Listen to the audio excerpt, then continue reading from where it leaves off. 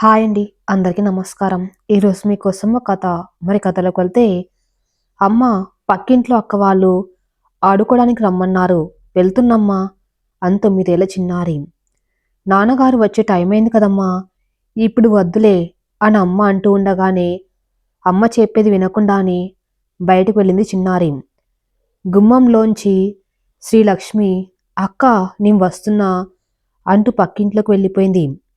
శ్రీలక్ష్మి ఆ పేరు వినగానే అమ్మ పేరు ఎన్నాళ్ళకు విన్నాను ఆ పేరు మళ్ళీ అనుకుంది వాణి. వాణి వాళ్ళ ఆయన రఘుకి ట్రాన్స్ఫర్ అవ్వటం వల్ల వాళ్ళు ఈ మధ్యనే ఇక్కడికి వచ్చారు. ఆఫీస్కి దగ్గరలో ఉండే ఇల్లు తీసుకున్నారు. వానికి ఒక్కసారి అమ్మ అక్క గుర్తు వచ్చారు. వీణ వాణి అక్క చెల్లెళ్ళు ఎంతో అల్లారు ముద్దుగా పెంచారు ఇద్దరిని వాళ్ళ అమ్మ నాన్నలు. నాన్న శంకరం గారు కూడా ఎంతో ముద్దు చేసేవారు ఇద్దరిని. ఏం కావాలన్నా వాళ్ళకున్నంతలో అంత బాగానే చేసేవారు. అలా ఎంతో సరదాగా సందడిగా ఉండేది ఇల్లంతా. తను ఎంత అల్లరి చేసినా అక్క వీణ వాణిని కోపన్నిచ్చేదే కాదు. పోనీలే అమ్మ చిన్నపిల్ల అంటూ అన్నిటికీ వెనుకేసుకుని వచ్చేది. వీణ కన్నా వాణి 5 ఏళ్ళు చిన్నది. అందుకే తన్ని బాగా గారం చేసేది వీణ. అలా సరదాగా గడిచిపోతుండే రోజులు. ఒకరోజు వీణ కంగారుగా వచ్చింది కాలేజీ నుంచి. భయపడుతూ వస్తున్న అక్కను చూసి వాణి కూడా కంగారు పడింది. గబగబా గదిలోకి వెళ్ళి తలుపు వేసుకుంది. అమ్మ వంటింట్లో ఏదో పనిలో ఉంది. ఏమైందక్క, ఎందుకంత కంగారు పడుతున్నావు అని అడిగింది వాణి. ఏమీ లేదు లేవే, ఏదో ఎగ్జామ్స్ టెన్షన్, కాసేపు నన్ను డిస్టర్బ్ చేయకు అని చెప్పి బయటికి పంపించేసింది వాణిని. ఎలా చెప్పను నీకు, కాలేజీలో ఎవడో లెటర్ ఇచ్చాడని, తన ప్రేమని కాదంటే చచ్చిపోతా అని బెదిరించాడు అని ఎవరికి చెప్పాలో తెలియక ఏడుస్తూ ఉండిపోయింది. రోజంతా బాగా ఆలోచిస్తూ ఉండిపోయింది. రాత్రి నిద్రపోలేదు. తెల్లవారేసరికి వాళ్ళంతా కాలిపోతుంది. జ్వరం బాగా వచ్చేసినట్టుంది. ఇంత పొద్దెక్కినా ఇంకా లేవలేదని అమ్మ శ్రీలక్ష్మి చూడ్డానికి రాగా ఒళ్ళు కాలిపోతున్న వీణను చూసి భయపడింది.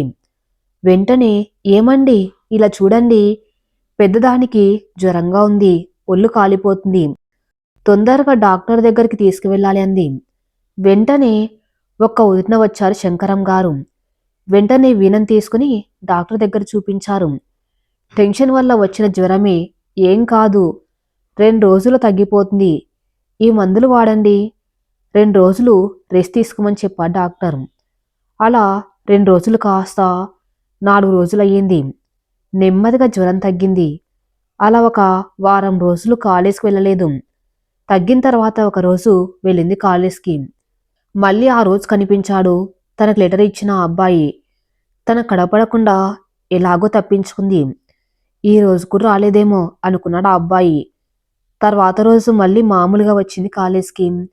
ఆ రోజు ఆ అబ్బాయి కంట్లో పడింది. కాన్ దగ్గరికి రాలేదు. హమ్మయ్యా అనుకుంది. అలా కొన్ని రోజులు తను దూరం నుంచి చూస్తుండేవాడు కానీ ఎప్పుడు దగ్గరికి రాలేదు. కొన్ని రోజుల తర్వాత ఒకరోజు వచ్చి మాట్లాడాడు. భయపడకు, నేనేం చేయను, నీకు ఇష్టం లేకపోతే ఇష్టం లేదని చెప్పవచ్చు కదా, ఎందుకు అనవసరం కంగారు పడతావు, జ్వరం వచ్చిందని విన్నాను, చాలా బాధపడ్డాను, సారీ, నా వల్లనే కదా ఇలా అయ్యింది నీకు, ఇక నుంచి నీ ఇష్టం, నీకు నచ్చితేనే మాట్లాడు, లేకపోతే లేదు అనేసి వెళ్ళిపోయాడు. ఆ మాటలకి తనలో ఉన్న టెన్షన్ అంతా పోయింది. చాలా మంచివాళ్ళ ఉన్నాడు అని మంచి అభిప్రాయం ఏర్పడింది. నెమ్మదిగా అతనితో మాట్లాడడం మొదలుపెట్టింది. మెల్లిమెల్లిగా తనతో స్నేహం ప్రేమగా మారుతూ వచ్చింది. ఇంట్లో వాళ్ళతో చెప్పకుండా అతనితో సినిమాలకి బయటికి వెళ్ళడం మొదలుపెట్టింది. ఇంట్లో అందరితో సరదాగా ఉండే వీణ చెల్లెలతో కూడా సరిగ్గా మాట్లాడకుండా ఉండేది. ఎప్పుడు తన గదిలోనే ఎక్కువగా ఉండేది. ఒకరోజు మనం పెళ్లి చేసుకుందామా అని అడిగాడు. అమ్మో, మా ఇంట్లో చంపేస్తారు, అమ్మా నాన్నలకు ఎలా చెప్పాలో అర్థం కావట్లేదు అని భయపడింది వీణ. ఏం పర్వాలేదులే, నేను చూసుకుంటా అని భరోసా ఇచ్చాడు. ఇంతలో వీణ చదువు పూర్తి అవుతుంది. పరీక్షలు వస్తున్నాయి. ఇంటి దగ్గరే ఉండి చదువుకుంటుంది. కానీ కాలేజ్కి వెళ్ళాలని, తన్ని చూడాలని ఆశగా ఉంది. ఇంట్లో ఏం చెప్పి బయటికి వెళ్ళాలో తెలియక ఊరుకుంది. పరీక్షల సమయం వచ్చింది. శ్రద్ధగా చదివి బాగా రాసింది వీణ. కాలేజ్ చదువు పూర్తయిపోయింది. సెలవులు ఇచ్చేశారు. తన్ని రేపటి నుంచి చూడ్డం కుదరదు అని చాలా బాధపడింది. ఇంట్లో తెలిస్తే ఇంకేమన్నా ఉందా? అమ్మో, ఇంట్లో వాళ్ళు ఏమంటారో, వాళ్ళకెలా చెప్పాలో అదొక టెన్షన్. సెలవులు రాగానే చదువు పూర్తయిందని తెలిసి వీణకి సంబంధాలు చూడడం మొదలుపెట్టారు శంకరం గారు. ఒకరోజు పురోహితుణ్ణి పిలిచి తన కూతురు జాతకం ఇచ్చి తగిన వారిని వెతకమని చెప్పి పంపించారు శంకరం గారు. ఆ విషయం వీణకి తెలిసింది. అది తెలిసిన దగ్గర నుంచి తన మనసులో లేదు. ఏదో ఆందోళన, తెలియని భయం. ఏం చేయాలో ఏం పాలుపోవటం లేదు. ఇక ఎలా ఎలా అని ఆలోచిస్తూ ఉండగా ఆ అబ్బాయికి చెప్పాలి, ఎలాగైనా తన్ని కలవాలి అని అనుకుంది. తర్వాత రోజు ఫ్రెండ్ని కలవాలి అని ఇంట్లో చెప్పి వెళ్ళి తన్ని కలిసింది. జరిగిందంతా చెప్పింది. ఏం భయపడకు అని ధైర్యం చెప్పాడు. నీకేం, నువ్వు బాగానే ఉన్నావు, నాకు టెన్షన్తో నిద్ర పట్టట్లేదు, ఏం చేయాలో తెలియట్లేదు అంది. సరే, నీకు నా మీద భరోసా ఉందా అని అడిగాడు. అదేం ప్రశ్న, భరోసా లేకపోతే నేను ఎలా ఇష్టపడతాను అని అడిగింది. అయితే నాతో వచ్చేస్తావా అని వీణ చేతిని తన చేతుల్లో తీసుకుని అడిగాడు. వెంటనే చెయ్యి వెనక్కు తీసేసుకుంది. ఏం భయమా అని అడిగాడు. అవును, నేనుంటాగా, మా నాన్నగారు తెలిస్తే చంపేస్తారు, నేను చూసుకుంటా, నిజంగా వదిలిపెట్టరు, చంపేస్తారు. పోనీలే, ఇద్దరం కలిసి చనిపోదాం. అలా మాట్లాడకు. మరి ఇంకెలా మాట్లాడమంటావు? నేను చెప్పినట్టు చెయ్యి. ఏమిటి? నాతో వచ్చేయి. రేపు ఉదయం 5 గంటలకి బస్టాప్లో ఎదురు చూస్తూ ఉంటా, నువ్వు వచ్చేయి. ఇద్దరం కలిసి ముందు ఇక్కడి నుంచి ఎక్కడికైనా వెళ్ళిపోదాం. ఆ తర్వాత ఆలోచించుకోవచ్చు. అలాగే. సరే, జాగ్రత్త. సరే. మర్నాడు ఉదయం శ్రీలక్ష్మి ఎప్పట్లానే లేచి పనులు చేసుకుంటుంది. ఏంటి రోజు ఇంకా లేవలేదు పెద్దది అనుకుంటూ, వీణ ఏమైందే ఇంకా లేవలేదు? రేపు పెళ్ళయ్యాక ఈ లేటుగా లేస్తే నిన్ను కాదు, మీ అమ్మ ఇలాగే పెంచిందా అని నన్ను అంటారు అని అరుస్తూ తన గదికి వచ్చి చూసింది. అక్కడ వీణ లేకపోయేసరికి లేచిందేమో అని ఇల్లంతా చూసింది. ఎక్కడా లేదు. కంగారు పడి ఏమండి అంటూ శంకరాన్ని లేపింది. ఏంటే పొద్దున్నే నీ నస అంటూ లేచాడు శంకరం. నస కాదండి, వీణ కనిపించట్లేదు. వెంటనే నిద్ర నుంచి లేచాడు శంకరం. ఇల్లంతా వెతికారిద్దరూ. వీణ ఎక్కడా కనపడలేదు. మళ్ళీ వచ్చి ఒకసారి పరీక్షగా వీణ రూమ్ చెక్ చేశారు శంకరం.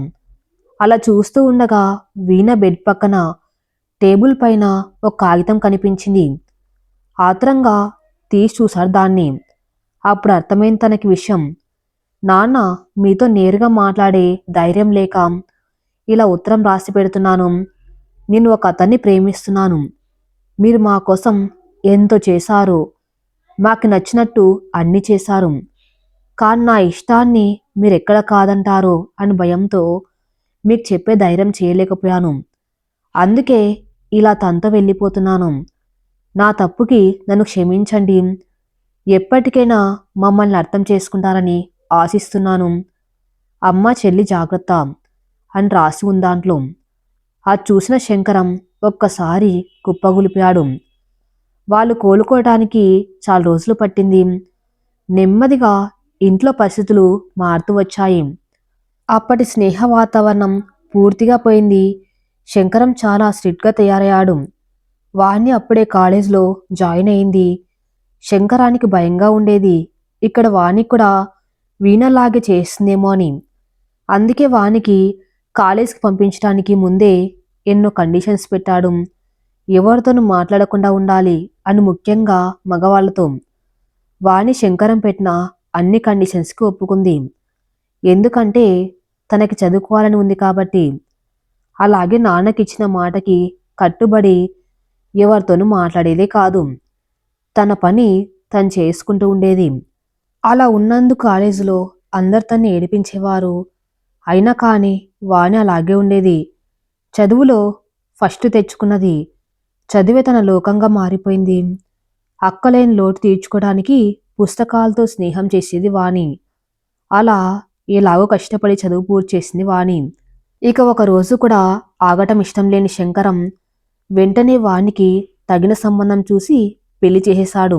అమ్మ అని చిన్నారి పిలవటంతో గతంలోంచి ప్రస్తుతానికి వచ్చింది వాణి. అమ్మ ఆకలేస్తుంది, ఏమైనా పెట్టు తినడానికంది. అడగటం ఆలస్యం వంటింట్లోకి వెళ్ళి తనకిష్టమైన చెక్కలు సున్నుండ తీసుకువచ్చి చిన్నారికి పెట్టింది. చిన్నారి వాటిని తీసుకుని థ్యాంక్స్ అమ్మా, నాకేది ఇష్టమో ఎప్పుడు ఏది తినాలనిపిస్తుందో నీకు ముందే ఎలా తెలుస్తుంది అంది. అమ్మని కదా అందుకే అని చిన్నారి తల నిముర్తి చెప్పింది వాణి. సరే గాని అక్క వాళ్ళింట్లో బాగా అల్లరి చేస్తున్నావా? లేదమ్మా, అక్క నేను ఆడుకుంటున్నాం. అక్క వాళ్ళ బొమ్మలన్నీ నాకిచ్చి ఆడిస్తుంది. అక్క చాలా మంచిదమ్మా, వాళ్ళింట్లో అందరూ మంచివాళ్ళే. అక్క వాళ్ళ నాన్న అక్కకి అన్నకెన్నో బొమ్మలు పుస్తకాలు ఆట వస్తువులు తెస్తారు, బాగా చూసుకుంటారు అంటే ఏదో చెబుతుంది. అవన్నీ మనకి ఎందుకులే, సరే లేట్ అయింది, ఇక నాన్న వచ్చే టైం అయింది, నీ హోంవర్క్ చేసుకో, చదువుకోకపోతే నాన్నగారు తిడతారు. సరే అమ్మా అని చదువుకుంటూ ఉంటుంది చిన్నారి. రఘు రాని వచ్చాడు. వస్తూనే ఆఫీస్లో పని ఒత్తిడి ఎక్కువైంది, కాస్త టీ పెట్టివు అని అడిగాడు వాలిని. వెంటనే వంటింట్లోకి వెళ్ళి టీ పెట్టి తెస్తుంది. టీ తాగుతూ కూర్చున్న రఘుతో, ఈ మధ్య మీకు ఆఫీస్లో పని ఎక్కువైపోయినట్టుంది, ఇంట్లో విషయాలు అసలు పట్టించుకోవడం లేదు అంటుంది వాణి. ఏమైంది, నేను నీకు కావలసినవన్నీ చేస్తూనే ఉన్నా కదా, సరుకులు కూడా నేను తెస్తున్నా, ఇంకేం కావాలి? అంతేనా, ఇంట్లో కూర్చొని ప్రేమగా నాతో కానీ పాపతో కానీ మాట్లాడి ఎన్నాళ్ళయింది. రేపు చిన్నారి పుట్టినరోజు, అది కూడా మర్చిపోయారు. మీకు మాకన్నా ఆఫీస్ పనులు ఎక్కువైపోయాయి అంతన బాధనంతా వెళ్ళగక్కింది వాణి. ఓ అదా, నిజంగా మర్చిపోయాను, చెప్పానుగా ఆఫీస్ టెన్షన్లు అని.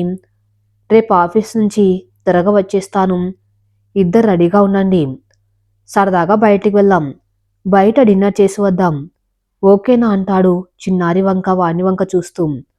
ఓకే డాడ్, డీల్ అంటుంది చిన్నారి. మర్నాడు ఉదయమే లేచి చిన్నారికి పుట్టినరోజు శుభాకాంక్షలు చెప్పారు రఘు. థ్యాంక్ యూ నాన్న, నాన్న తొందరగా వచ్చేసావు కదూ, తప్పకుండా వస్తాను బంగారం తల్లి. సరే సరే అని ఆఫీస్కి వెళ్ళిపోయారు రఘు. సాయంత్రము అందరినీ పిలిచి పుట్టినరోజు పార్టీ ఏర్పాటు చేసింది వాణి. సాయంత్రం చిన్నాన్ని రెడీ చేసి తను కూడా రెడీ ఉంది. అందరూ వచ్చారు. రఘు కోసం చూస్తున్నారు. రఘు రాలేదు. ఎంతసేపటికి రఘు రాకపోయేసరికి చిన్నారి బాధపడింది. ఊరుకో చిన్నారి, నాన్నకు ఆఫీసులో ఏదో మీటింగ్ ఉందట, అందుకే రావడం కుదరట్లేదు అని ఫోన్ చేశారు అని సర్ది చెప్పింది వాణి. కేక్ కట్ చేసి అందరికీ పంచిపెట్టి పార్టీ ఎలాగోలా పూర్తి చేస్తుంది వాణి. అందరు వెళ్ళిపోయాక చిన్నారి ఏడుస్తూ ఉంది. తనతో పాటే వాణి కూడా కూర్చుంది. అలాగే తినకుండా పడుకుంది చిన్నారి. వీణ కూడా చూస్తూ అలాగే కూర్చుంది. ఆ రాత్రి చాలా ఆలస్యంగా ఇంటికి వచ్చారు రఘు. ఇంటికి రాగానే తన భర్తను ఇలా అడిగేయాలి కడిగేయాలి అనుకున్నవన్నీ తన్ని అలా చూడగానే మర్చిపోయింది. బాగా తాగినట్లు మొహం పీక్కపోయి, జుట్టు రేగిపోయి, షర్ట్ నలిగిపోయి తూలుతూ ఉన్నాడు. అలా రఘుని చూడగానే ఒక్కసారి ఏమనాలో ఏం చేయాలో పాలుపోలేదు. లోపలికి రాగానే ఫ్రెష్ అవ్వమని నీళ్ళిచ్చింది. ఫ్రెష్ అయి రాగానే కాస్త మజ్జిగ ఇచ్చింది. ఇదేంటి అని చూస్తూ ఉండగా, తాగండి మజ్జిగ, ఈ తాగితే ఆ తాగింది దిగుతుందంది. సారీ వాణి, ఆఫీస్లో పని ఎక్కువైంది, ఫ్రెండ్స్ పార్టీ అంటే తప్పలేదు, తర్వాత వద్దామని అనుకున్నా కానీ కుదరలేదు. పాప ఏది అని అడిగాడు. పుట్టినరోజు గ్రాండ్గా చేస్తానని ఆశలు ఎవరు పెట్టమన్నారు ఆ చిన్నదానికి? పాపం ఎంత ఎదురు చూసిందో, ఎంత ఏడ్చిందో తెలుసా? దాన్ని ఓదార్చటం ఎవరి వల్ల కాలేదు. నాకు చాలా కష్టమైంది. డాడీ లేకుండా కేక్ కట్ చేయను అని కూర్చుంది. ఏదో సర్ది చెప్పి అందరి ముందు మీ పరువు కాపాడాను. చివరికి పిచ్చిది ఏం తినకుండా పడుకుంది. ఇంకెప్పుడు ఇలా చెయ్యకండి అని తన కోపాన్ని, గుండెల్లో బాధనంతా తీర్చుకుంది. రఘు ఇచ్చిన మజ్జిగ తాగేసి కామ్గా పడుకున్నాడు. పొద్దున రఘు లేటుగా నిద్రలేచాడు. అప్పటికి చిన్నారి స్కూల్కి వెళ్ళిపోయింది.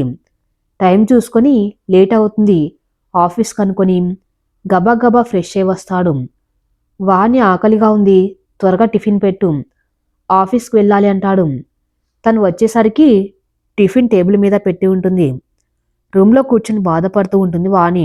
రఘు వెళ్ళి సారీ వాణి, తప్పు నాదే, ఇంకోసారి ఇలా జరగదు, నేను చూసుకుంటాను, ప్రామిస్ అని తన చేతిని వాణి చేతిలో పెడుతూ ఉంటాడు. పాపం దాన్ని చూస్తేనే బాధేసింది నాకు. ఇంకెప్పుడు అలా చేయకండి అని బాధపడింది వాణి. ఇంకెప్పుడు అలా చెయ్యను అన్నాను కదా, దా టిఫిన్ తిందువు కానీ అని వాణ్ణి తీసుకువచ్చి టేబుల్ దగ్గర కూర్చుంటాడు. నేను టిఫిన్ చేయలేదని మీకెలా తెలుసు? నీ మొహం చూస్తేనే తెలుస్తుంది. బాగా ఏడ్చి ఉంటావు, రాత్రి కూడా ఏం తినలేదు అని. రా ఇప్పటికేనా అని తనకు కూడా ప్లేట్లో టిఫిన్ పెట్టి ఇస్తాడు. ఇద్దరు టిఫిన్ చేశాక ఆఫీస్కి వెళ్ళిపోతారు రఘు. అమ్మో, ఎంత కష్టపడాల్సి వచ్చింది తనకు సర్ది చెప్పటానికి. నిజం తెలిస్తే ఇంకేమైనా ఉందా అనుకుంటాడు మనసులో రఘు. అయినా నాదే తప్పు, ఇంకెప్పుడు ఇలా చేయకూడదు. జరగరాంది ఏదైనా జరిగి ఉంటే ఏమయ్యేది? నా కుటుంబం నాకు ముఖ్యం. ఎలాగైనా సరే తనకీసారి గట్టిగా చెప్పేయాలి అని డిసైడ్ అయ్యాడు. చిన్నారి స్కూల్ నుంచి రాగానే అమ్మ పెట్టిన తినేసి హోంవర్క్ చేసుకుంటుంది. వాణి వచ్చి, ఏం చిన్నారి, హోంవర్క్ ఇంకా అవ్వలేదా అని అడుగుతుంది. లేదమ్మా, ఈరోజు చాలా ఎక్కువ వర్క్ ఇచ్చారు, ముందు అది కంప్లీట్ చేసి ఆ తర్వాతే పడుకుంటాను అంది. సరే రాసుకో, గుడ్ గర్ల్ అని పనిలో పడిపోయింది వాణి. అవును, నీ పుట్టినరోజు పార్టీకి శ్రీలక్ష్మి అక్క వాళ్ళని పిలిచావ చిన్నారి అడిగింది వాణి. పిలిచానమ్మా, మరి రాలేదేం? ఏమో అమ్మా, అక్క వాళ్ళ నాన్న ఆ రోజు ఇంటికి రాలేదట, అందుకే వాళ్ళ డాడీ కోసం చూసి చూసి అక్క వాళ్ళు పార్టీకి రాలేదట. అక్క చెప్పింది, ఇదిగో ఈ గిఫ్ట్ కూడా ఇచ్చింది అంటూ ఓ గిఫ్ట్ ప్యాక్ చూపించింది చిన్నారి. అవునా, సర్లే, నీ వర్క్ అయిపోతే నువ్వు ఆడుకో అంది వాణి. సరే అమ్మా. చిన్నారి రోజు స్కూల్ నుంచి రాగానే హోంవర్క్ చేసుకొని శ్రీలక్ష్మి వాళ్ళతో ఆడుకోవడానికి వెళ్ళిపోయేది. రఘు వాళ్ళ బాస్ కూతురు రఘుని ఇష్టపడుతుంది. బాస్ కూతురు ప్రియ అందంగా, ఆకర్షణీయంగా ఉంటుంది. రఘుకి పెళ్ళయిందని తెలిసి కూడా తన్ని ఇష్టపడుతుంది. రఘుని ఎలా అయినా తన దారిలోకి తెచ్చుకోవాలి అని పుట్టినరోజు పార్టీ అని చెప్పి రఘుని ఇంటికి ఇన్వైట్ చేస్తుంది. తప్పనిసరి వెళ్తారు రఘు. పార్టీలో డ్రింక్ చేయకపోతే బాగుండదు అని చెప్పి బలవంతంగా తనకి డ్రింక్ ఇస్తుంది ప్రియా. అక్కడే పూర్తిగా డ్రింక్ చేసి వస్తాడు. ఆ రోజే వానికి కొద్దిగా అనుమానం వస్తుంది. అలా చిన్నారి పుట్టినరోజు పార్టీకి మిస్ అవుతారు రఘు. ప్రియ రఘు వెనక పడుతూ ఉంటుంది. రఘు వారిస్తాడు. ఇలా అయితే కుదరదు, రఘుని నా దారిలో తెచ్చుకోవటం ఎలాగో నాకు తెలుసు అని మనసులో అనుకుంటుంది. ఇంట్లో రఘు ఒక్కోసారి ముభావంగా ఉండేవాడు. ఎప్పట్లాగా వాడితో చిన్నారితో మాట్లాడడం లేదు అని రఘు ప్రవర్తనకి కొద్దిగా అనుమానం వస్తుంది వానికి. ఒకరోజు ఆఫీస్ నుంచి వచ్చి టైర్డ్గా ఉందని ఫ్రెష్ అయ్యి అలాగే ఏం తినకుండా పడుకుంటారు రఘు.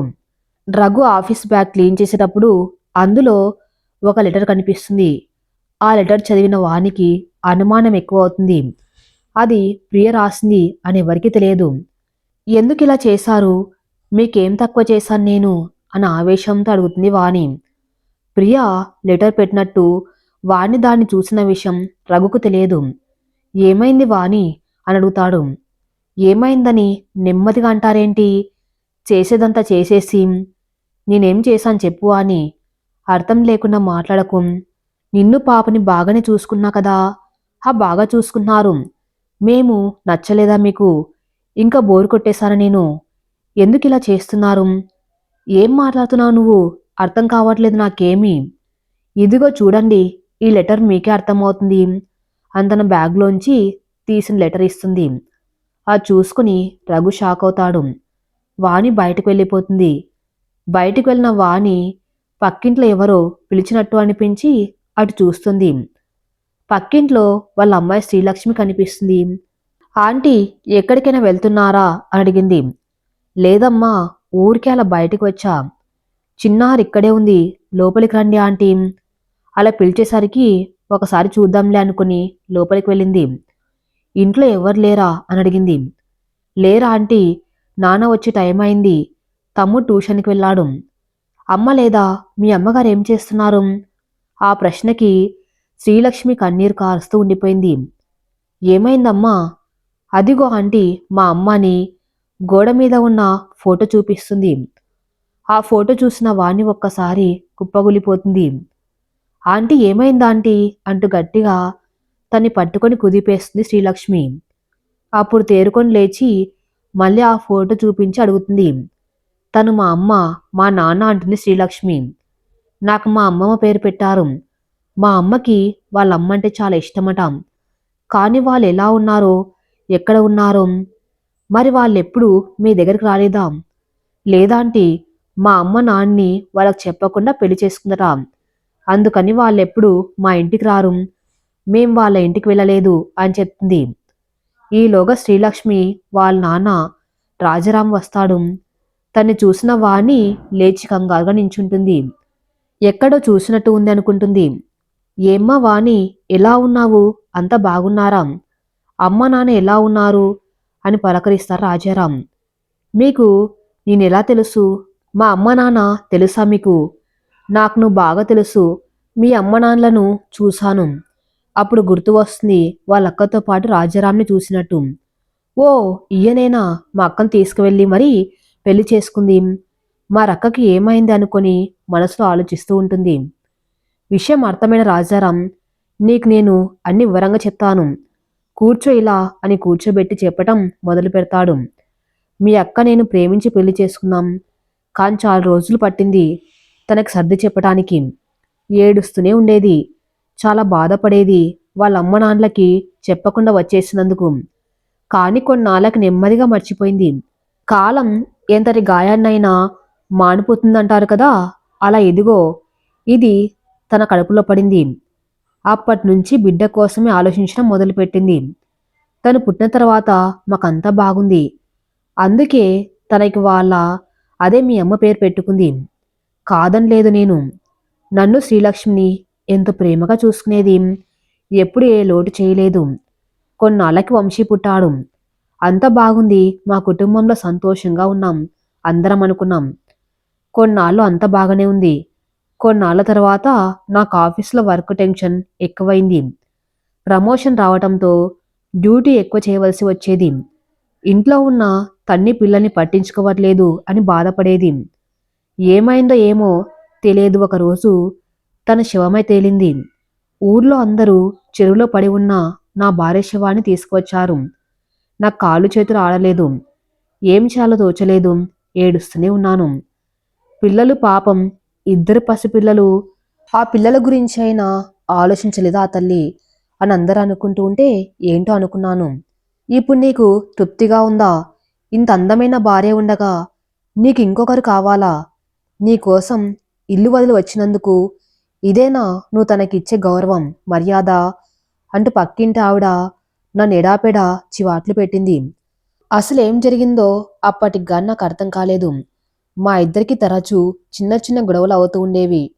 ఆఫీస్ నుంచి నేరుగా ఇంటికి రావటం లేదని, ఎక్కడికి వెళ్తున్నాను అని వీణ అనుకునేదెప్పుడు. అదే బాధ అందరికీ చెప్పుకొని ఉంటుంది. ఏం చేయాలో తెలియక, నన్నేమనలేక తన్ని తానే మోసం చేసుకుని నిజం తెలుసుకోకుండా ఇలా నన్ను పిల్లల్ని అన్యాయం చేసి వెళ్ళిపోయింది.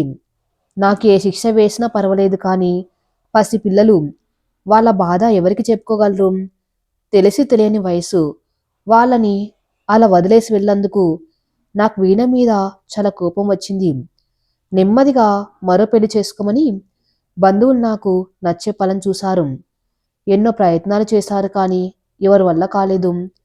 ఇదిగో ఇలా వాళ్ళని పెంచుతూ వస్తున్నా. శ్రీలక్ష్మి మీ అమ్మగారి పేరు పెట్టినందుకు నాకు తల్లిలా దగ్గరుండి అన్ని చూస్తుంది, చేస్తుంది. ఇలాంటి బిడ్డల్ని ఇచ్చినందుకు ఆ దేవుడికి నేను ఎప్పటికీ రుణపడి ఉంటాను అని జరిగిందంతా చెప్పుకొచ్చారు రాజారాం.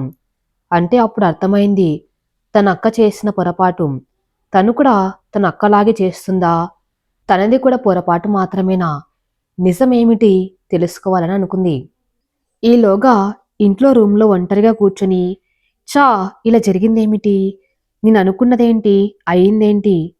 ఎంత జాగ్రత్తగా చూసుకోవాలనుకున్నాను. కుటుంబం నాకు ముఖ్యమనుకున్నాను. వాణి నన్ను అనుమానిస్తుంది ఇప్పుడు. తనకెలా నిజం చెప్పాలి? అయినా ఆ ప్రియ ఇంత పని చేస్తుందనుకోలేదు.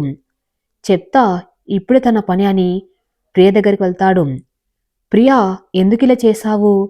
నేను నీకు చాలాసార్లు చెప్పాను. నాకు ఆల్రెడీ పెళ్ళైపోయిందని. అయినా వెంటపడుతూ ఇలా చేయటం మంచిది కాదు.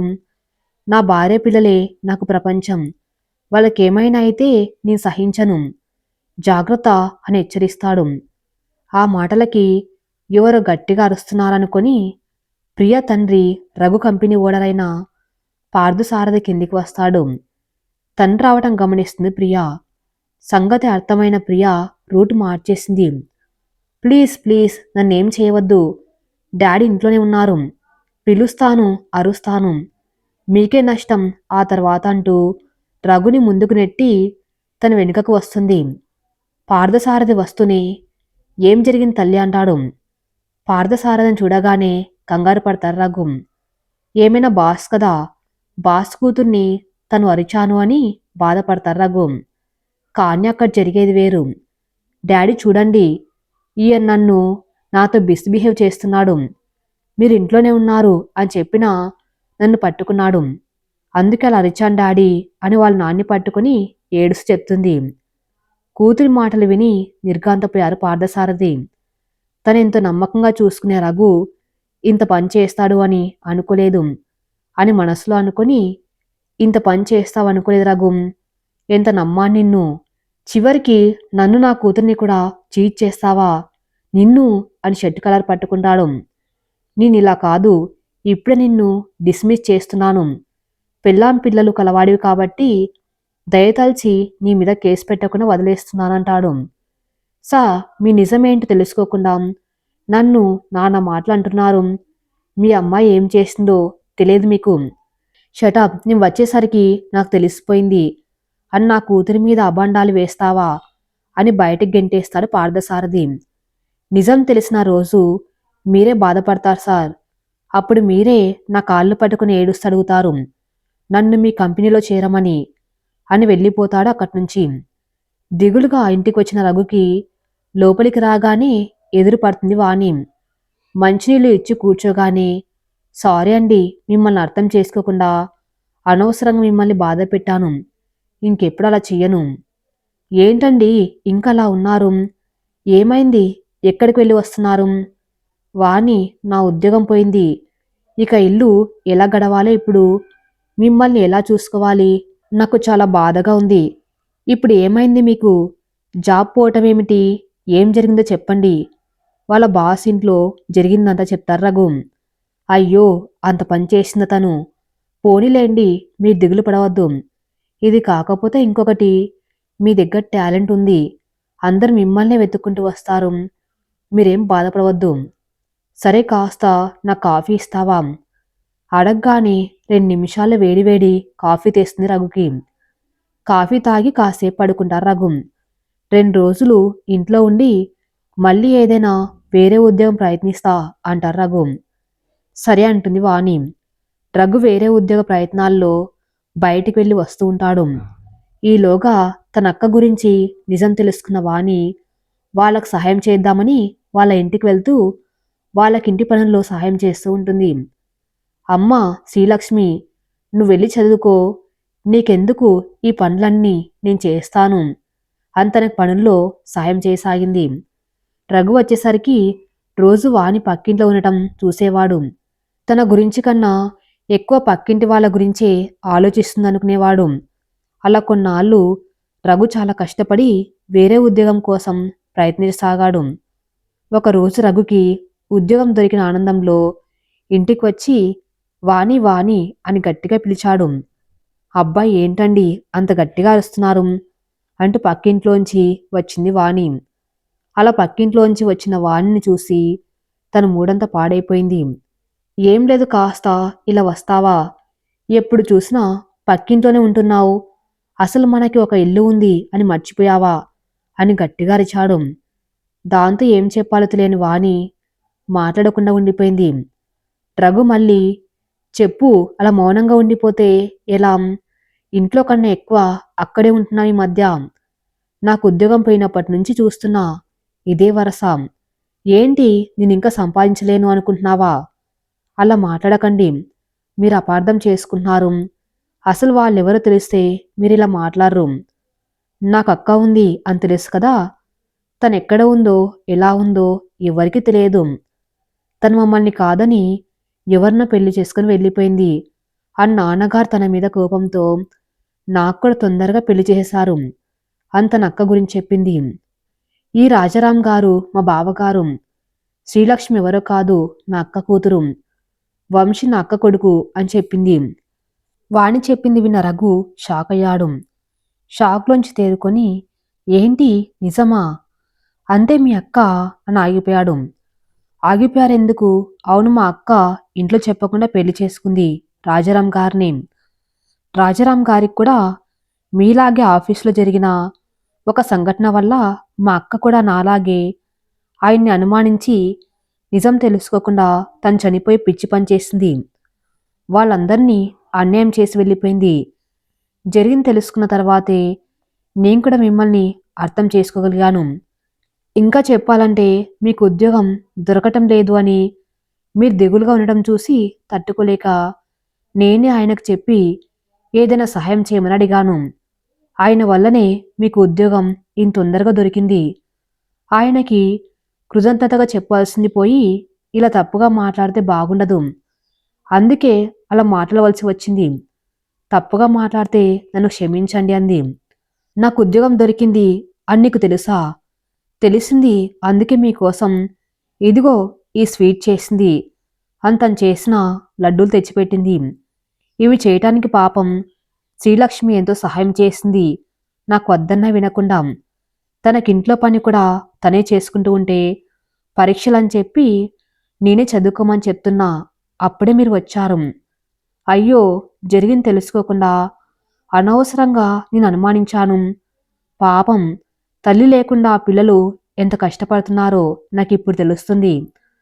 సర్లేండి, అందుకే ఏదో నాకు తోచిన సహాయం నేను చేస్తున్నాం. అది కాదు వాణి, నాకు ఒక ఆలోచన వచ్చింది. నువ్వు నాకు సాయం చేస్తే మీ అమ్మ వాళ్ళని వీళ్ళతో కలపవచ్చు. అవునండి, మంచి ఆలోచన వచ్చింది మీకు. తప్పకుండా చేస్తాను. అయినా అది మీకు సహాయం కాదు, నాకే మీరు చేస్తున్న సాయం అవుతుంది. సరే అని ఒక పథకం ఆలోచించారు. అని బాగా ఆలోచించుకొని వాళ్ళ అమ్మ నాన్నలని పిలవాలని నిర్ణయించుకున్నారు. ఆ మరుసటి రోజే వాణి వాళ్ళ అమ్మకి ఫోన్ చేసి, అమ్మ, నాన్నగారికి ఒంట్లో బాగుండటం లేదన్నావు కదా, ఇక్కడికి రండి, ఇక్కడ మంచి హాస్పిటల్లో చూపిద్దాం. ఈ మధ్య నాకు కూడా కొంచెం నలతగా ఉంటుంది. నువ్వు వస్తే నాకు సహాయంగా కూడా ఉంటుంది. రేపే బయలుదేరండి అంటుంది. సరే, మీ నాన్నగారితో చెప్పి చూస్తా అంటుంది ఆవిడ. ఏమండి, అమ్మాయి రమ్మంటుందండి మీకు అక్కడ హాస్పిటల్లో చూపిద్దామని. ఇంకా తనకి సాయంగా కూడా ఉన్నట్టు ఉంటుందని అంటుంది అని చెప్తుంది వాణి వాళ్ళమ్మ శ్రీలక్ష్మి. సరే, అంతగా రమ్మని చెప్పాక వెళ్ళకపోతే ఏమైనా అనుకుంటారు. వెళ్దాం పదా అంటూ శంకరం గారు. అయితే రేపే బయలుదేరి రమ్మంది. మీ టికెట్ సంగతి చూడండి, నీ సామాన్లు సర్దుతాను అని కూతురు కోసం పిండి వంటలు పచ్చళ్ళు పెట్టడానికి వెళ్ళింది. పిల్లలకి ఇష్టమని సునుండలు జంతికలు చేసి పెట్టింది. ఇంకా గోంగూర పచ్చడి, కొత్త ఆవకాయ అన్నీ చక్కగా ప్యాక్ చేసి పెట్టింది. మర్నాడు సాయంత్రమే ప్రయాణమయ్యారిద్దరూ అన్ని సామాన్లు తీసుకొని. తెల్లవారేసరికి ఊరు చేరుకున్నారు. గుమ్మంలో అడుగు పెడుతూనే అమ్మ అని ఒక్కసారి హత్తుకుంది వాణి తన తల్లిని. ముందు మీరు ఫ్రెష్ అయ్యండి, టిఫిన్ రెడీగా ఉంది. సరేనమ్మా, ఇదిగో ఇవన్నీ తీసిపెట్టు ముందు అని పచ్చళ్ళు తినుబండారాల సంచి తీసి ఇచ్చింది శ్రీలక్ష్మి. అమ్మా, ఇప్పుడు ఇవన్నీ ఎందుకమ్మా? అసలే ఒంట్లో బాగోలేదన్నావు. ఏమీ లేదే. పిల్లల దగ్గరికి వస్తూ ఏం తీసుకురాకుండా ఎలా ఉంటాను? ఏదొకటి ఇలాగే చెప్తావు. నీ ఆరోగ్యం మీద అసలు శ్రద్ధ లేదు నీకు. అబ్బబ్బా! రాగానే మొదలుపెట్టారా? మీ తల్లి కూతుల గోల ఇక ఆపండి. లక్ష్మి, నువ్వైనా ఊరుకోవచ్చు కదా! చిన్నపిల్లతో సమానంగా ఏంటి అన్నాడు శంకరం. సరే అని అందరూ ఫ్రెష్ అయి టిఫిన్లు చేశారు. రఘు చిన్నారిని స్కూల్లో దించేసి తన ఆఫీస్కి వెళ్ళిపోయాడు. శంకరం గారు అలా వాకింగ్కి బయలుదేరారు. ఇక మొదలైంది తల్లి కూతుల సంభాషణ. ఏంటే ఇంత అర్జెంటుగా ఉన్న పలంగా రమ్మన్నావు? ఏంటి సంగతి?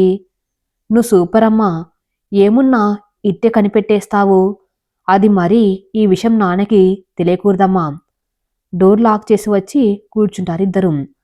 అమ్మ పక్కింట్లో ఉంటుంది, ఎవరో కాదు, అక్క వాళ్ళ కుటుంబమే. రాజారాం గారు చాలా మంచివారు అంటూ జరిగింది అంతా వివరంగా చెప్పింది.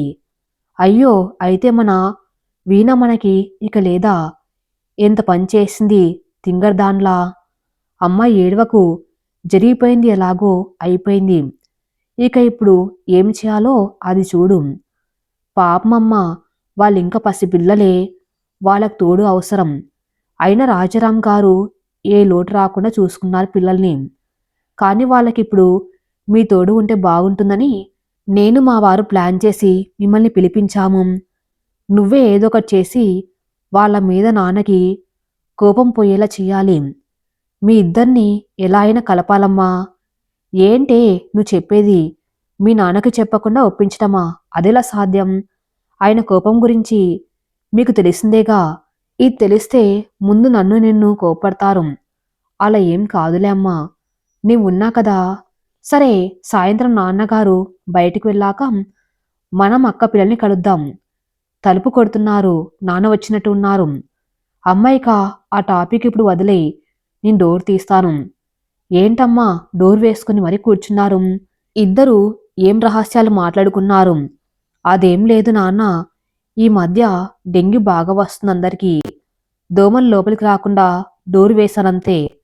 కూతురి సమాధానానికి ఆశ్చర్యంగా చూసిన శ్రీలక్ష్మి భోజనాలు చేసి కాసేపు అలా కూర్చొని మాట్లాడుకుని పడుకున్నారు. సాయంత్రం నాన్న రండి, దగ్గరలో వాకింగ్ పార్క్ ఉంది, మిమ్మల్ని అక్కడికి తీసుకువెళ్తాను. పెద్దవాళ్ళు కూడా చాలామంది వస్తారు, మీకు రోజు కాలక్షేపం కూడా అవుతుంది. సరే పదమ్మా అంటూ కూతురు వెంట వెళ్లారు. తండ్రిని పార్కులో వదిలిపెట్టి, నాన్న మీరు ఇక్కడే ఉండండి, అమ్మ ఇంట్లో ఒక్కతే ఉంది కదా, కాసేపు అయ్యాక వచ్చేయండి అని ఇంటికి వెళ్తుంది. ఇంటికి రాగానే అమ్మ పద అక్క వాళ్ళ ఇంటికి వెళ్దాం అని అంటుంది. రాజారాం ఇంటికి వెళ్తారు ఇద్దరు. లోపలికి రాగానే శ్రీలక్ష్మి ఆంటీ అంటూ వాణి దగ్గరికి వస్తుంది. అమ్మ, తనే శ్రీలక్ష్మి, నా అక్క కూతురు, అందులో అబ్బాయి వంశీ. వెంటనే వాళ్ళిద్దరిని దగ్గరికి తీసుకుని నేను మీ అమ్మమ్మని తల్లి అని మనవరాల నుదుటిపై ముద్దు పెడుతుంది శ్రీలక్ష్మి. ఏంటా ఆంటీ, అమ్మమ్మనా? అవును లక్ష్మి, తను మీ అమ్మమ్మ, నేను మీ పిన్నిని. అవునా అని ఆనందంతో గెంతులు వేస్తారిద్దరు. నాన్న ఏరి వంశీ, వచ్చే టైం అయింది, వస్తూ ఉంటారు. ఈలోపు రాజారాం రాని వచ్చాడు.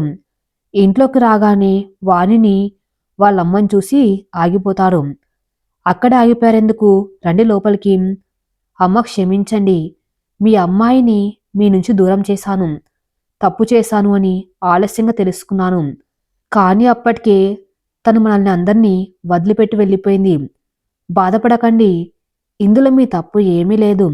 మీ మామయ్య గారు పంతానికి పోయి ఇలా నా కూతుర్ని చూసుకోవడానికి లేకుండా పోయింది. మామయ్య గారన్న ఆవిడ మాటకు రాజారాం చాలా సంతోషించాడు. ఎందుకంటే వాళ్ళని యాక్సెప్ట్ చేసినందుకు. త్వరలోనే మీ మామయ్య గారు కూడా మీతో కలుస్తారు. బాధపడకండి, మీకు మేమందరం ఉన్నాం. పిల్లలకి ఏ లోటు రాకుండా చూసుకుంటాం. చాలా సంతోషం అత్తయ్య గారు అని ఆనందించారు రాజారాం. సరే బాబు, ఆయన వచ్చే టైం అయింది, మేం మళ్ళీ వస్తాము. మీ మామయ్య మారే వరకు మనకి దూరం తప్పదు అని పిల్లల్ని దగ్గరికి తీసుకుని రోజు వచ్చి చూస్తూ ఉంటాం. జాగ్రత్తగా ఉండండి. వాణి శ్రీలక్ష్మి ఇంటికి వెళ్ళిపోయారు. అమ్మ, నాన్ని ఎలాగైనా తొందరగా ఒప్పించాలమ్మా. అవును వాణి, పాపం పిల్లలు ఎంత కష్టపడుతున్నారు, రాజారాం గారు ఎంత ఇబ్బంది పడుతున్నారు పిల్లలతో. ఈలోగా రఘు వచ్చాడు ఆఫీస్ నుంచి. వాణి ముఖంలో ఆనందం చూసి, ఏంటి వాణి అంత సంతోషంగా ఉన్నారిద్దరూ, వాళ్ళని చూసి వచ్చారా ఏంటి అని అడిగారు రఘు. అవునండి, అమ్మ ఈరోజు శ్రీలక్ష్మి వాళ్ళని కలిసిందండి. అంతేకాకుండా వాళ్ళకి మేము ఎవరో కూడా చెప్పేశాను. ఎంత సంతోషంగా ఉందో చెప్పలేను. అలాగే త్వరలో నాన్నకు కూడా తెలియాలి. కానీ ఎలా అని ఆలోచిస్తున్నా. ఏం చేస్తే బాగుంటుందంటారు అని అడిగింది రఘుని. ఒక పని చేయండి, నెమ్మదిగా వాళ్ళతో పరిచయం పెరిగేలా చేయండి. ఆయన మనసులో మీ అక్క గురించి ఏమనుకున్నారో తెలుసుకోండి. అప్పుడు వాళ్ళకి దగ్గరయ్యేలా ఏదో ఒక ఉపాయం ఆలోచించవచ్చు. అవును బాబు, మంచి సలహా ఇచ్చారు. ఆయన మనసులో ఇప్పటికి ఏముందో బయటపడ్డు. ఎలాగోలా మనమే తెలుసుకోవాలి. అప్పుడే వాళ్ళని దగ్గర చేయవచ్చు. మర్నాడు రఘు ఆఫీస్కి వెళ్ళిపోయాక అనుకున్నట్టుగాని శ్రీలక్ష్మిని వంశిని ఇంటికి తీసుకువచ్చారు. చిన్నారితో పాటు వాళ్ళు కూడా తాత తాత అంటూ శంకరంతో బాగానే ఆడుకున్నారు. శంకరం కూడా సొంత మనవరాల్లాగానే వాళ్ళని ఆడించారు. నెమ్మదిగా ఆ పిల్లలకి దగ్గర అవటం మొదలైంది. తక్కువ సమయంలోనే పిల్లలతో కలిసిపోయారు. ఎవరమ్మా ఈ పిల్లలు ఇంత చక్కగా అందరితో కలిసిపోయారు, బాగా దగ్గరైపోయారు, వాళ్ళమ్మ ఏది కనపడదే, ఎంత చక్కగా పెంచారు పిల్లల్ని అని అడుగుతారు వాణిని. పక్కింటి వాళ్ళ పిల్లలు, నాన్న వాళ్ళ అమ్మ లేదు చనిపోయింది, వాళ్ళ నాన్న ఒక్కరే ఈ పిల్లలిద్దరిని పెంచుతున్నారు అంది వాణి.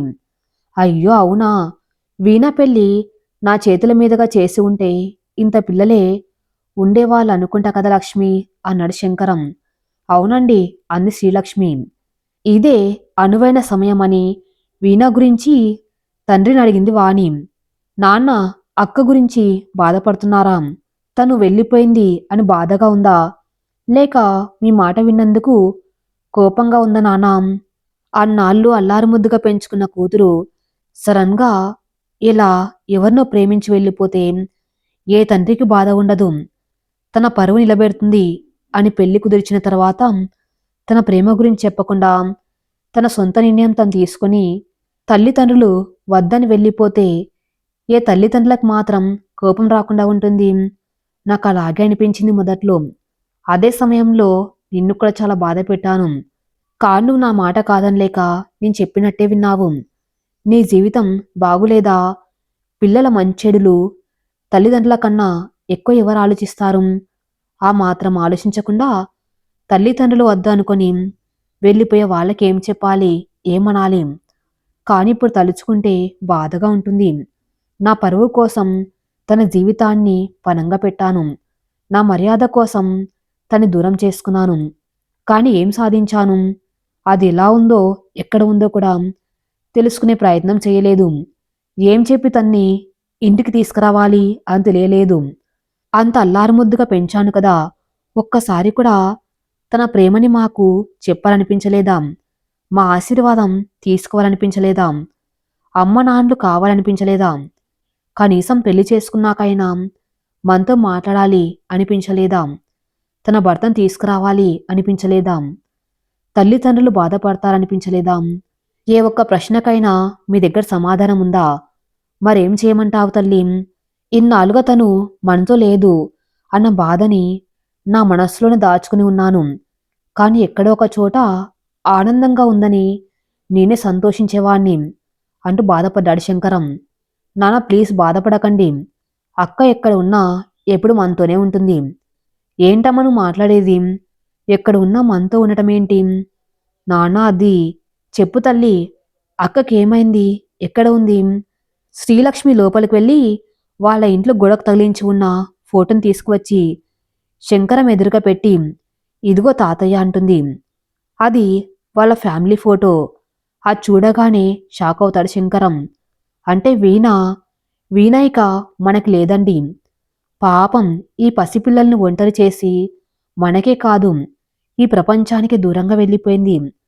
కృంగిపోతాడు శంకరమ్మ మాటకి. అయ్యో నా వల్లే ఇదంతా జరిగింది. నా పంతం కారణంగానే కన్న కూతుర్ని కూడా దూరం చేసుకున్నాను.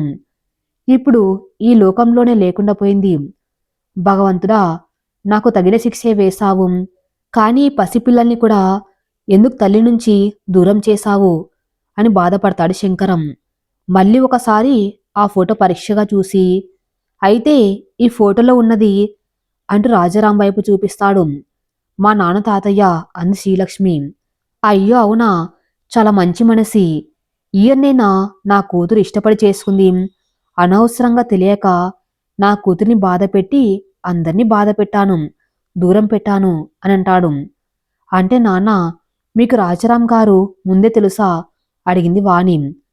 తెలుసునమ్మా, ఇప్పుడు కాదు ఎప్పుడో తెలుసు. అసలు ఇతన్నే నీ ప్రేమించింది నాన్న అని నా కూతురు ఒక్కసారి నాకు చెప్పి ఉంటే అప్పుడే నా చేతుల మీదుగా వాళ్ళ పెళ్లి చేసేవాణ్ణి. అతను కాలేజీలో చదువుకుంటూ ప్రైవేట్లు చెప్పుకుంటూ తన ఒంటరి తల్లికి సహాయపడుతున్నాడని అప్పుడు తెలిసిందమ్మా. కాకపోతే ఎవరో ఏంటో తెలియదు, మన వాళ్ళు కాదు అని చిన్న చిన్న కారణాలతో అతన్ని పట్టించుకోలేదు. అప్పుడే నాకు నిజం తెలిసి ఉంటే బాగుండేది. ఇప్పుడు ఈ పరిస్థితి వచ్చేది కాదు మనందరికీ అని తనకు తెలిసిన విషయాన్ని చెప్తాడు శంకరం. ఈలోగా రాజారాం అక్కడికి వస్తాడు. రాజారాంని చూడగానే అలా ఉండిపోతాడు శంకరం. మనసులో ఆ రోజు జరిగింది గుర్తు చేసుకుంటాడు. అంతేకాకుండా మీకు తెలియాల్సింది ఇంకొకటి కూడా ఉంది అని అంటాడు. ఒకరోజు సాయంత్రం అలా వాకింగ్కి వెళ్ళిన శంకరం కళ్ళు తిరిగినట్టయి వాళ్ళంతా చెమటలు పట్టి ఛాతీలో నొప్పిగా అనిపించి గుండె పట్టుకుని పడిపోతాడు. ఈలోపు అట్నుంచి వస్తున్న రాజారాం శంకరం గారిని చూసి హాస్పిటల్కి తీసుకువెళ్తాడు. మంచి సమయానికి తీసుకువచ్చారు. కొంచెం లేట్ అయి ఉంటే పేషెంట్ ప్రాణానికి ప్రమాదమై ఉండేది. మైల్డ్గా స్ట్రోక్ వచ్చింది. మీకు పేషెంట్ ఏమవుతారు అడిగింది నర్సు. మామయ్య అవుతారు. ఫార్మాలిటీస్ పూర్తి చేసి వెళ్ళండి. ఓకే డాక్టర్, మామయ్యకి ఇప్పుడు పర్వాలేదు కదా? హా, ఈజ్ ఫైన్. మీరు ఇంటికి తీసుకెళ్ళవచ్చు. కానీ ఎటువంటి ఉద్రేకం కలిగించే విషయాలు ఆయనకు చెప్పవద్దు. ఆరోగ్యం జాగ్రత్త. Thank you doctor. మందులు తీసుకుని శంకరాన్ని ఇంట్లో దింపుతారు రాజారాం. ఆ సమయానికి వాణి వాళ్ళు ఎవరు ఇంట్లో లేరు. మీ జాగ్రత్తగా ఉండండి అంకుల్ అని చెప్పి వెళ్ళబోతారు రాజారాం. ఆగు బాబు, చాలా థ్యాంక్స్ బాబు. సమయానికి దేవుళ్ళ వచ్చి నన్ను కాపాడావు. నీ రుణం ఎలా తీర్చుకోవాలి? నువ్వు అవును బాబు, నిన్నెక్కడ చూశాను. నీ పేరేంటి బాబు? అది నా పేరు రాజారామండి. మీ ఊర్లోనే ఉండేవాణ్ణి. పిల్లలకి ట్యూషన్లు చెప్పుకుంటూ ఉండేవాణ్ణి. అప్పుడొకసారి మీ అమ్మాయికి ప్రైవేట్ చెప్పడం గురించి నన్ను అడిగారు. గుర్తు ఉందా అండి అన్నారు రాజారాం. అవును బాబు, మీరే కదూ. బాగున్నావా బాబు? ఎక్కడ ఉంటున్నారు అని అడిగాడు శంకరం. ఇక్కడే పక్కనే ఉంటున్నామండి అన్నారు రాజారాం. ఈలోగా వాణి శ్రీలక్ష్మి వాళ్ళు రావటంతో వెళ్ళిపోయారు రాజారాం. ఏంటండి ఆయన వచ్చాడు అడిగింది శ్రీలక్ష్మి. ఏం లేదు, ఊరికే అలా వాకింగ్కి వెళ్ళి వస్తుంటే అతను కనిపించాడంతే అన్నాడు శంకరం. ఆ రోజు జరిగిన సంఘటన గుర్తు వచ్చి బాధపడతాడు శంకరం. ఆ విషయాన్ని అందరికీ చెప్తాడు. మీరు కంగారు పడతారని ఆ విషయం నేనే మీకు చెప్పలేదు. ఆ రోజు ఈయన కనుక లేకుంటే నా ప్రాణాలు దక్కేవి కావు అని జరిగింది చెప్పాడు శంకరం. అయ్యో అవునా, ఇప్పుడు ఎలా ఉంది? అసలు మాకు ఈ విషయం చెప్పనే లేదేంటండి అని అడిగింది శ్రీలక్ష్మి. అవును నానా, మాతో చెప్పవలసింది కదా అంది వాణి. ఇప్పుడంతా బాగానే ఉంది. చెప్పానుగా, మీరిలా కంగారు పడతారని మీకు చెప్పలేదు. బాబు ఇలా రండి, మీకే రకంగా కృతజ్ఞత చెప్పాలో నాకు తెలియట్లేదు అన్నాడు శంకరం. అయ్యో అలా అనకండి మామయ్య, నేను మీకు క్షమాపణ చెప్పాలి. మీరు ఎంతో ముద్దుగా పెంచుకున్నాం మీ అమ్మాయిని మీ నుంచి దూరం చేశాను. మీరు తనపై పెంచుకున్న ప్రేమని మీకు కాకుండా చేశాను. తన చావుకి బాధ్యుని నేనే. మిమ్మల్ని వదిలి వచ్చినందుకు వీణ ఎంతలా కుమిలిపోయిందో నాకు మాత్రమే తెలుసు. అలాంటి అమ్మాయిని తీసుకొచ్చినందుకు నేనే చాలా బాధపడ్డాను. వీణ మాత్రం నేనే సర్వస్వం అనుకుంది. మాలోనే మిమ్మల్ని చూసుకుని మురిసిపోయేది. కానీ ఆ విషయం నేను గ్రహించేలోపు తను నాకు దూరం అయిపోయింది. కానీ వీణ ఎందుకంత పిచ్చిదాండా చేసిందో అర్థం కావట్లేదు నాకు. తను అనుకున్నట్లు నేనేం తనకి అన్యాయం చేయలేదు. అని తను తెలుసుకుని ఉంటే బాగుండేది. ఏదేమైనా ఇదంతా నా వల్లే, నన్ను క్షమించండి అని ప్రాధేయపడ్డారు రాజారాం. బాధపడకండి అల్లుడుగారు, మీకిప్పుడు మేమున్నాం. మా తప్పుకు మేము ప్రాయశ్చిత్తం చేసుకుంటాం. భార్య పోయిన కొన్నాళ్ళకే వేరే పెళ్లి చేసుకునే వాళ్ళు ఉన్నారు కానీ మీరు మాత్రం ఇన్నేళ్లుగా ఇంకా తన్నే గుర్తు చేసుకుంటూ పిల్లలకు తల్లి తండ్రి అన్నీ మీరే అయి చూసుకున్నారు. ఎంత గొప్పవాళ్ళు మీరు. ఈ పిల్లలు కూడా చాలా అదృష్టవంతులు. ఇక మీదట పిల్లల్ని మేం చూసుకుంటాం అన్నాడు శంకరం గారు. ఆ మాటలకి ఆనందించారు రాజారాం. ఇక ఆ పిల్లలకి తల్లి లేని లోటు ఉండదు అనుకున్నారందరూ. అదే సమయానికి అక్కడికి వచ్చిన రఘు అందర్నీ అలా చూసి, హమ్మయ్యా, అయితే అందరు కలిసిపోయారన్నమాట అన్నాడు. అంటే బాబు, మీకు ముందే తెలిసే ఈ విషయం అని అడిగాడు శంకరం గారు. క్షమించండి మామయ్య, మాకు ఈ మధ్యనే తెలిసింది. ఒక చిన్న అనుమానం కుటుంబాన్ని చిన్న భిన్నం చేస్తుంది. అది నేను కూడా ఇప్పుడిప్పుడే తెలుసుకున్నాను. మీ పెద్దమ్మాయి ఎవరిని ప్రేమించిందో తెలియక మీరు దూరం పెట్టారు. తన భర్త సరిగా లేడని అనుమానంతో ఆవిడ మనందరికీ దూరం అయిపోయింది. నేను కూడా అలాగే ఉండేవాణ్ణి ఆఫీస్ విషయంలో. కానీ నా మీద అనుమానపడిన వాణి అస్సలు జరిగిందేమిటి తెలుసుకోవాలనుకుంది. కానీ నేను వాణి పక్కింట్లో ఎక్కువగా ఉండటం చూసి నా భార్యనే అనుమానించాను. అప్పుడు తెలిసింది నాకు ఈ విషయం.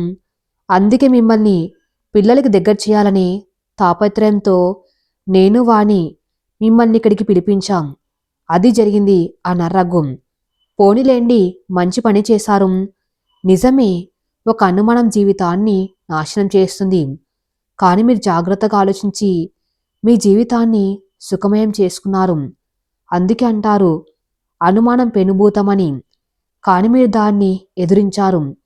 చాలా సంతోషంగా ఉంది మిమ్మల్ని చూస్తుంటే అన్నాడు శంకరం గారు. అయితే ఇక నుంచి మామయ్య గారు మీరు కూడా ఇక్కడే ఉండి పిల్లల్ని చూసుకోండి. నాకు కూడా తల్లిదండ్రులు లేరు కాబట్టి మీరే మాకు పెద్దవాళ్ళు అన్నారు రఘు. మీకు భారం ఎందుకు బాబు, వద్దు అన్నారు శంకరం. భారం ఏం కాదు మామయ్య, మాకు పిల్లలకు కూడా తోడుగా ఉన్నట్టు ఉంటుంది. కాదనకండి.